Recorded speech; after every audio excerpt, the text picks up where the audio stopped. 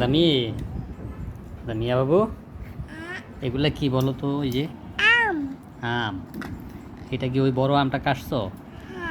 বড় আমটার কালারটা তো খুব সুন্দরই দেখা যাচ্ছে। খেয়ে দেখো তো কেমন লাগে একটা। দেখি তো আমি একটা খেয়ে। খুব মিষ্টি তো। দর্শক, এই আম আমরা ফ্রিজে রেখেছিলাম, এখন আম ঠান্ডা, খেতে খুবই সুস্বাদু লাগতেছে। এবং আমার কালারটা দেখেন কত সুন্দর, খেতেও খুব সুস্বাদু। তো যারা এরকম বড় আম নিয়ে আসবেন তারা ফ্রিজজাত করে রাখবেন, তারপর কেটে খেলে খুবই মজাদার, মজা লাগে না? দেখি তো, তুমি খাও তো, তোমার কেমন দেখা যায়? মা, মিষ্টি, খুব মজা মজা।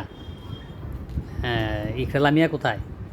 ইকরায় আর ইয়ায় সাদিয়ায় ওই ঘরে, তাদের জন্য রাখবা না?